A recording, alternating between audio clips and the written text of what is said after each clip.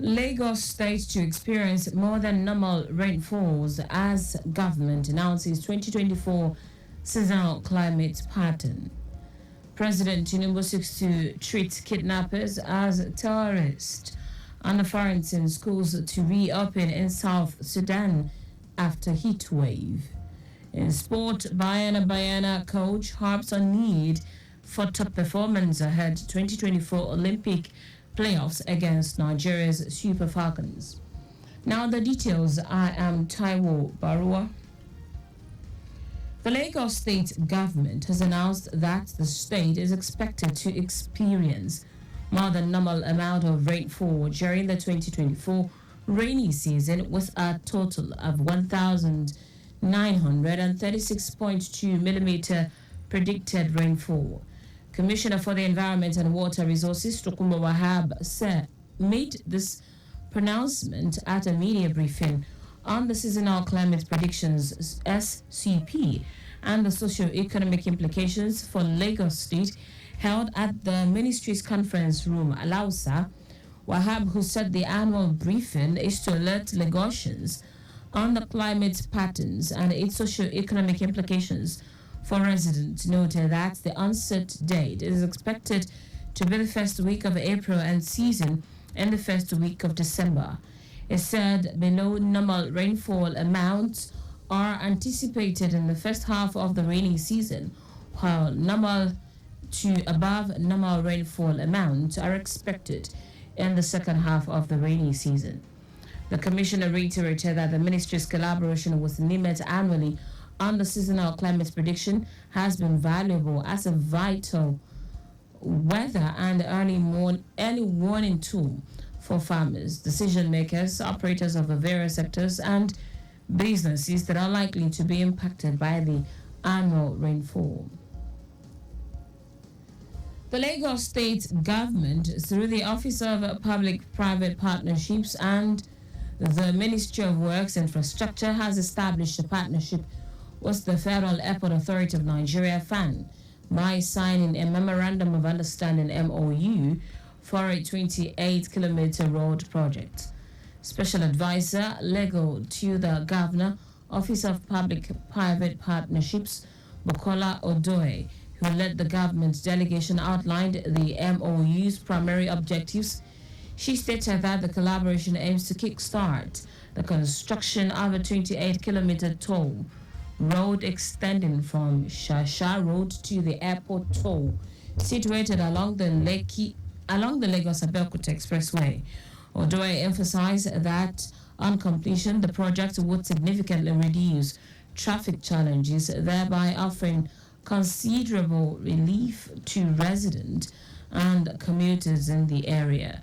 Managing Director, CEO of the Federal Airport Authority of Nigeria (FAN), Olubunmi Kuku, appreciated the collaboration between the two levels of government in ensuring the people of Lagos enjoy the dividends of democracy. Kaduna State Governor Uba Sani has flagged off the construction of 5.5 kilometer asphalt road linking Tudunbiri village in the Igabi local government area of the state to the Kaduna International Airport. The development comes over 3 months after the community was accidentally bombed by the Nigerian Army on December 3, 2023, leaving over 100 villages dead, with many others injured. The road construction is part of the measures to alleviate the sufferings of the victims. Governor Sani, during the inauguration ceremony, said the project would open up the development of agrarian community as well as link Tudunbiri and other neighboring communities to the market where they could easily sell their farm produce. He commended the people of Tudunbiri for their patience and cooperation with the government during and after their trying moment, while pledging that the community would not be let down. Responding on behalf of the community, the district head of Rigasa, Aminu Idris, expressed appreciation to the governors for fulfilling his promises and appealed to the government to also link Tudunbiri with Buruku with similar road projects to assist other neighboring communities. Now to the rest of the stories. President Bola Tinubu has declared that individuals involved in despicable crimes such as kidnapping must be treated as terrorists. The president made the declaration at a Ramadan dinner with members of the federal judiciary led by Chief Justice of Nigeria, Justice Olukayode Ariwola.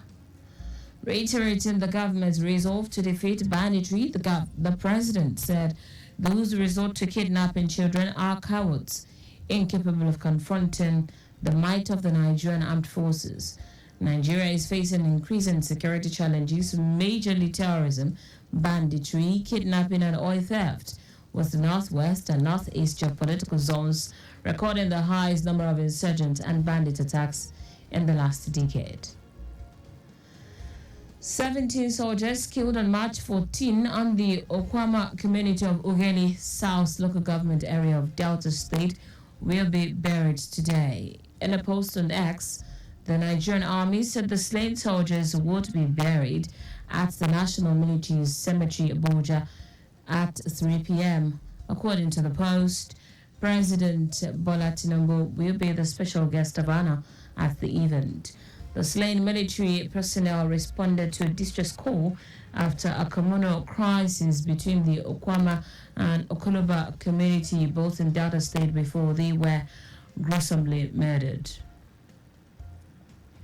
In foreign news now, South Sudan's government says all schools will reopen next week after they were closed due to severe heat wave that has seen temperatures soar well above 40 degrees Celsius.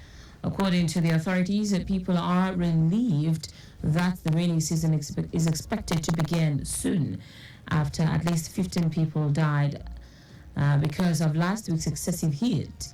They say teachers should remain cautious when students return, keeping many playground activities to the early morning and holding them preferably indoors.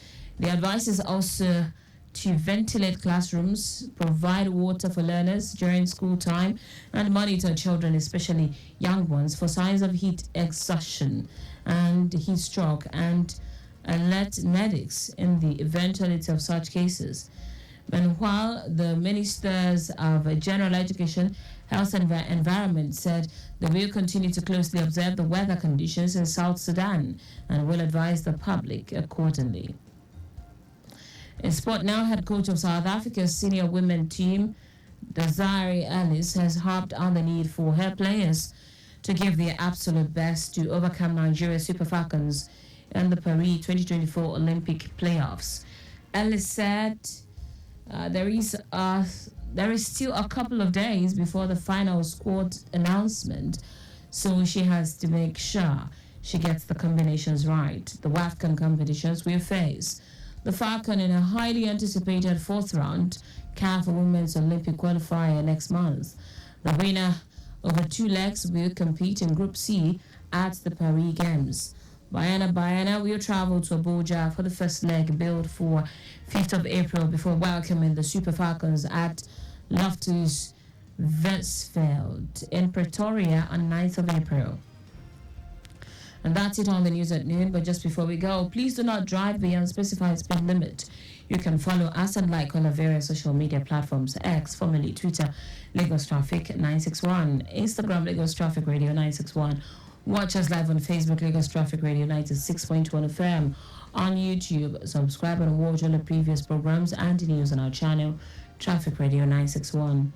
Did you know that the Sanwo-Olu administration renovated 5 libraries at Ekpe, Badagry, Itiosa, Amuwo-Odofin, and Ikorodu? You can get more details on the Lagos State Government website. To end the news, here are the highlights of the major stories. The Lagos State Government has announced that the state is expected to experience more than normal amount of rainfall during the 2024 rainy season, with a total of 1,936.2 millimeter predicted rainfall.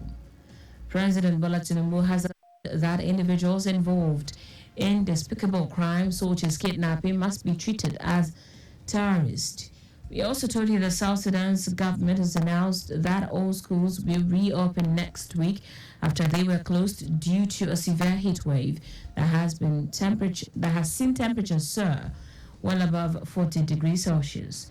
In sport, head coach of South Africa's senior women team, Desiree Ellis, has harped on the need for her players to give their absolute best to overcome Nigeria Super Falcons in the Paris 2024 Olympic playoffs.